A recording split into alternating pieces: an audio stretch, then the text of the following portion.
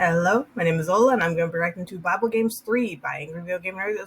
This was requested to me by Froppy Gaming, Mr. My Love 3, Kung Fu Geek 2, Skylar Blackwell, Ratchet Threat 96, JJKK, Mert Bascal, Rando of Blood X, Max Livingstone, Zachary Sinise, JW, Soro 20EFX, and Yuzma Tariq. Thank you for the recommendation. This is it. This is finally Bible Games 3. Yeah, I just hope he doesn't make another Bible Games 4. Hopefully there's no more of these weird ones.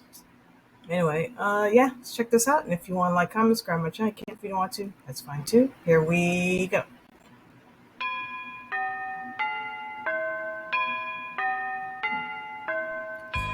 In the beginning, a game company called Wisdom Tree began producing unlicensed games for the NES.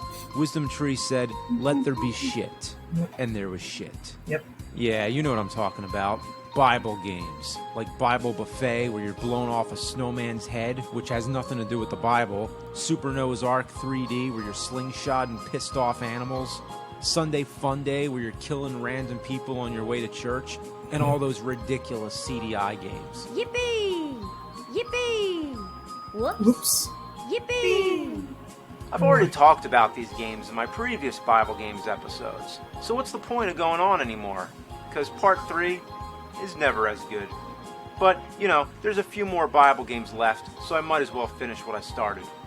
I mentioned before that there's a Game Boy game called the King James Bible. Since then, I've actually gotten the game in my possession, so I might as well try it out. I gotta admit, I thought this game would be nothing more than just reading the Bible on a Game Boy, but there actually are a couple games involved. The first one is a stupid memory game. All you do is match the words. The other one is just like playing Hangman with sheep. You have to guess the hidden word by choosing all the correct letters. If you choose a wrong letter, one of the sheep will hop the fence. If they all get over the fence, you lose. Like right now, I'm really stumped. Damn, you fucking sheep. Alright, what's the word? Goodliest? Who the fuck uses a word like that? Blessedness? Of course, they're all ancient words that nobody says anymore in common speech. Well, that's all there is to that. I marvel at this game's shitliness. Of course, you can read the Bible, basically if you want to use your Game Boy as an old-fashioned ebook reader. I wonder how many batteries you'd need to go through the whole thing. The other thing you can do is search for words in the Bible. For example, we could search, I don't know, how about the word ass? Okay, I had no idea there'd be this many results. Then they rent their clothes and laid at every man his ass. Whose his ox or his ass? Whose ass have I taken? Deliver unto his neighbor an ass. Which of you shall have an ass? He had found a young ass, the dumb ass. It says dumbass in the Bible. Saddled his ass. Opened his sack to give his ass. The lion had not eaten the carcass or torn the ass. Riding upon his ass. Oh, I'm going to hell. Yeah, Next game, we all have are, something really. kind of special. It's an unlicensed NES game called 6-in-1. That's pretty much the title. How creative. Unofficially, it's known as Caltrin 6-in-1 because the company who made it, Caltrin, went out of business before they sold off all their games. Hot selling. Yeah, right. Well, another company called Myriad bought their inventory, slapped their own sticker on the front, and started selling them again. For this reason, the Myriad version is even more rare. Its price in auctions is usually much higher than the Caltrin version, even though technically they are both the same exact game. Myriad didn't make any programming changes whatsoever. Even the title screen still says Caltrin on it. That sticker on the front, let me tell you, that is one expensive sticker. With that bit of trivia, you're probably wondering, what does this have to do with the Bible?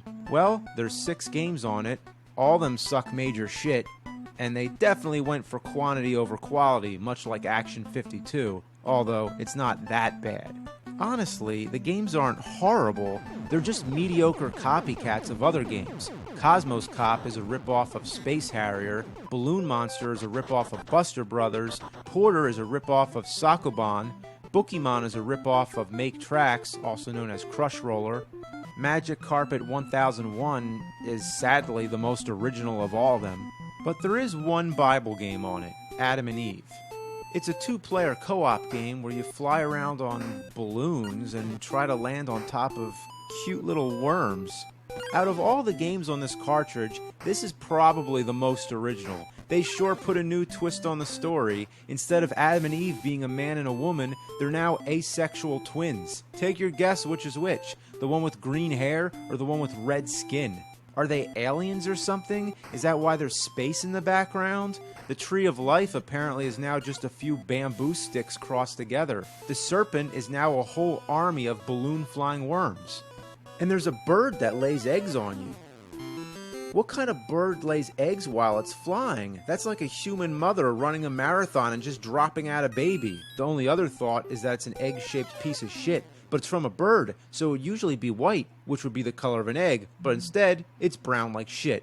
I don't know what I'm talking about.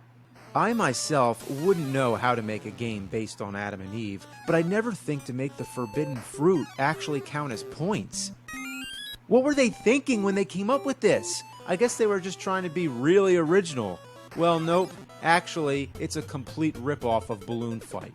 And if you really want to go back further, Balloon Fight was very similar in gameplay style to Joust, just with balloons instead of, well, ostriches. So basically, the game has nothing to do with the Bible. So why am I even bothering to include it as part of Bible games? Well, here's a better question. Why the fuck did they call it Adam and Eve? Well, that's the last of the Bible games on the Nintendo consoles. It sure was a sacrilegious shit stain on the NES library, but it wasn't enough for Wisdom Tree, no. They had to put out their games on the Sega Genesis console as well.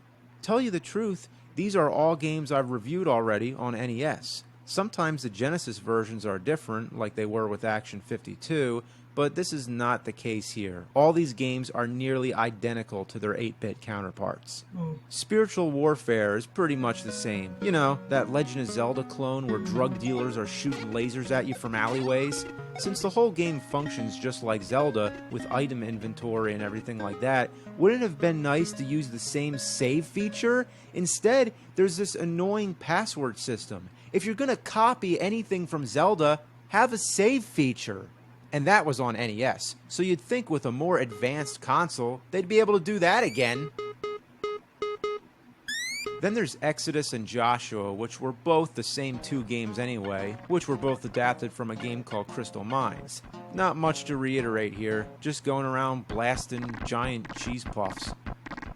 Then there's Bible Adventures, which again is the same as the NES version, just with slightly different graphics. Gotta love that classic Baby Moses game. The best part's drowning your own baby and then killing yourself. Isn't that nice? Then of course there's David and Goliath, which might as well be called David and the fucking sheep, because that's all you do is carry sheep from one place to the next. Man, who the hell is able to pick up 3 sheep and climb a tree? And this may seem like a minor complaint, but when you pause the game, the music keeps going. I hate games that do that. What if you get a phone call or something? You want it to go quiet. This game is extremely frustrating in its bad control. There's a part where you have to climb up a mountain, but no matter how hard you try, you keep slipping off the platforms. Oh, fuck! Alright, here we go. Fuck! Bitch. You think these are doors, right? Well, guess what? They're you can't not. go in. They're just for decoration. So maybe they're miniature monoliths from 2001. When you do manage to get to the top, there's nowhere left to go. You have to take a shitty guess and jump at thin air. See, there's another platform you're supposed to reach, but you never know otherwise. It's literally a leap of faith. The other game on the cartridge is Noah's Ark. This is the one where you painstakingly have to pick up every animal on the screen and carry them to the Ark. I've mentioned before how Noah is some super strong freak of nature, but he does have his limits. He can jump while carrying almost any animal, but an ox, nope, that's too much. Every animal has their own specific rules, and it makes no fucking sense. The most annoying is the snakes. Man, Noah has some balls to be rescuing snakes. Indiana Jones wouldn't do that. No, he thinks Noah's a snake-saving shit sucker. Pee Wee Herman once saved snakes, but he fainted. That's right. In order of manliness, Indiana Jones, then Pee-wee, and then fucking Noah. Keep in mind, Noah also has to be able to identify the male and female animals. So how does he have such a keen instinct for this? I mean, I'm no bird expert, but does the toucan exhibit any clear signs of its gender? If it's a female, does Noah look at it and think to himself, look at the cans on that toucan? The graphics are dull. There's so much brown. The ark is brown, the trees are brown. Why's everything gotta be the color of shit? It might as well be shit. Yeah, those trees in the background are like logs of shit coming out of God's ass. It's holy shit. Things get all fucked up by level 3. You gotta start collecting 7 of each animal. 7? What, are you kidding me? The monkeys. I hate them. They're so fucking hard to catch. I'm gonna get you, you stupid monkey. Yeah, whatever it takes, fuckface. You're slime. You're filth. I'm gonna rip you apart. Oh, and you're actually not supposed to save the monkeys. You're supposed to get the fruit that they're throwing. Really? How was I supposed to guess that? So the monkeys are supposed to drown in the flood after all. Damn. One of the worst things about this game is that Noah needs to visually inspect every animal you catch. It's not enough that the inventory is on the screen, clear as day, but no, you gotta watch every single animal run into the ark, one after another. Imagine if in Super Mario Bros., after you beat the level, you have to watch every fucking coin bounce across the screen. I can't believe I actually decided to play through this whole game. I was curious about the ending, and it's not worth bragging about. It's just a suitcase floating in the sewers. Oh wait, that's supposed to be the ark. The ark, I think. It rests on the mountaintop, and that's it. Well, that's Bible Adventures. That takes care of all the Bible games on Genesis. I could end things now, but I really don't want there to ever be a Bible Games 4. So there's one little bit of unfinished business. An NES game called King of Kings. I already reviewed this as part of my first Bible Games episode. It has 3 games in it. Jesus in the Temple, which is that Mario 2 ripoff where you're hopping across logs. Then there's The Wise Men where you're traveling to baby Jesus. That means it's the only Christmas game. Isn't that the whole reason I did this in December? Why did I do all these other Bible games? I guess when it comes to bad games, I go above and beyond. But the one game I slacked on was Flight to Egypt. All I said was, it's bad. But let me tell you, it's not just bad, it's horrendous. Every pixel in this game is a sin. First of all, I don't get the title. Flight to Egypt? You're not flying, you're riding on a donkey, or an ass if you prefer. What airline is this? Ass Express? And yes, I know the word flight doesn't necessarily mean aviation, but hey, it's a fucking joke. Your only attack is this embarrassing, dinky little kick which can't harm anything unless it's right up in your ass.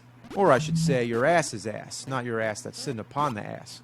I guess you're supposed to be on a mountain because you're always moving upward. You think you're moving right, horizontally, but really you're on an upward slant, spiraling around. So if you fall down, you're actually backtracking to where you just were.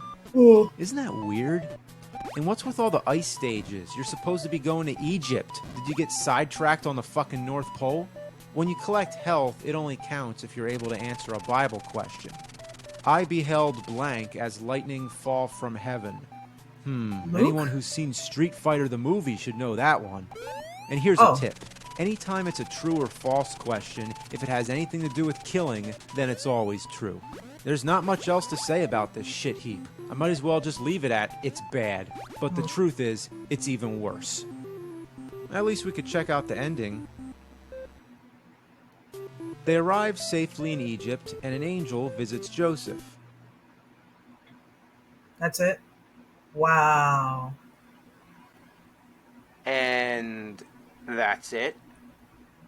Did anything else happen? Did the angel say anything? Did the sight of the angel make Joseph sick in his stomach? Did the donkey stalk them in their sleep? What happened? I assumed that I pressed a button by mistake and actually canceled out the rest of the ending. But no, I've actually beaten the game multiple times just to try and solve this mystery, and the same thing happens. It just stays on this screen until you press something, and then it returns you to the main menu. But I'm aware that the last screen is supposed to be plain text that says, give your heart to Jesus. But I'm not seeing it, so I'm assuming I'm supposed to beat all 3 games to see the true ending. And I'm not going through all that trouble, although I will give my heart to Jesus. Oh, Jesus! Damn, dude, chill. Oh, that's funny, dude. At least he finished the game. That one they like skipped over. Was like, oh, this one sucks. Skip next game. And wow, yeah, that was a sucky ending. Oh my god. I love that. My favorite part was him finding all the words ass in Bible. That was so funny. That was my favorite. Oh, so funny. Uh anyway, yeah, that's it. That's my reaction to Baba Games 3 by Angry Video Game Nerd. And I really can't say there's anything decent, any game in there that's worth looking into. Nah, they all suck. Yeah, anyway, that's it. And everyone take care of yourselves and each other, and I'll see you in the next one. Bye.